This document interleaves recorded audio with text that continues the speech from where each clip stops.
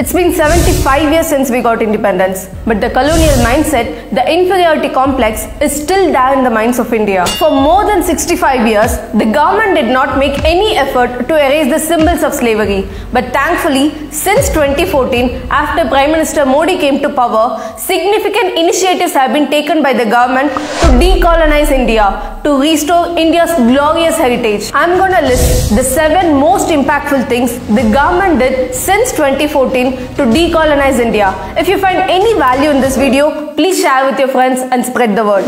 Number 1. Abide with me to A Mere Watan Ke Logon. Abide with me is a Christian anthem which was played at the wedding of Queen Elizabeth II. This hymn has been part of the beating retreat ceremony of India's Republic Day celebrations since 1950. I do not understand why did the independent India took up the Christian anthem composed by the Britishers to celebrate the Republic Day. Especially that day should be about remembering our freedom fighters and realizing how glorious our heritage was. I'm ashamed to even admit that we have been doing this for 75 years.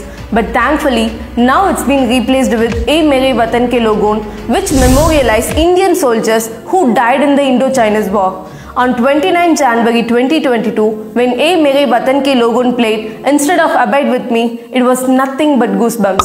Number 2. A new ensign for Indian Navy. The St. George Cross has been removed from Indian Navy's new flag.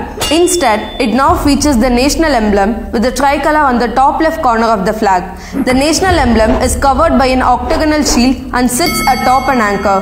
Beneath it is the Navy's motto, Samno Varna, which means, may Varna, the god of ocean, be auspicious to us, and the golden border surrounding the national emblem, inspired from the seal of Chhatrapati Shivaji Maharaj. My question here is, why did we keep the symbol of Britishers for 75 years even after the independence? Number 3. Rajpath to Kartavya Path. Rajpath was known as King's Way before independence. It was named after King George V during the British Raj. After independence, it was simply translated to Hindi and became Rajpath. Rajpath was for British Raj, to which the people of India were nothing but slaves, and now it's renamed to Kartavya Path, which means the path of duty. For a democratic nation like India, Rajpath doesn't make any sense because we do not have a king here.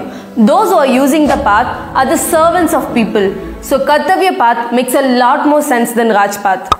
Number 4. The statue of Netaji at India Gate. A 28-feet statue of Netaji Subhash Chandra Bose is now installed under the Grand Canopy of India Gate. Earlier, this canopy had a statue of King George V until 1968, which means India kept a statue of a British king at the most significant part of the nation for 20 years even after independence. Number 5. Budget briefcase to Bahi Gata. In 2019, Finance Minister Nirmala Sitharaman made history by dropping the budget briefcase culture and opting a Bahi Gata to carry the budget papers. Number 6. 3 Andaman Islands were renamed. 3 islands named after the British officials now have been renamed. The Ross Island, named after East India Company's hydrographer Daniel Ross, is now Bose Island, named after Netaji Subhash Chandra Bose. The Neil Island, which was named after British Brigadier General James Neil, is now called Shahid Dweep.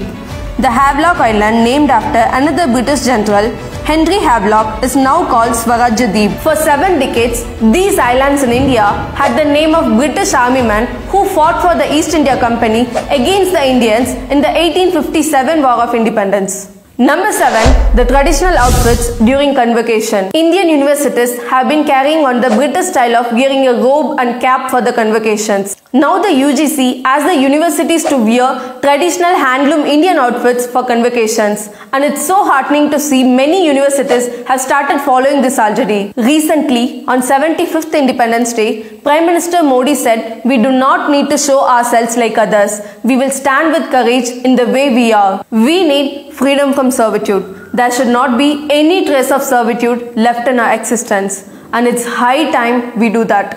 Jai Hind.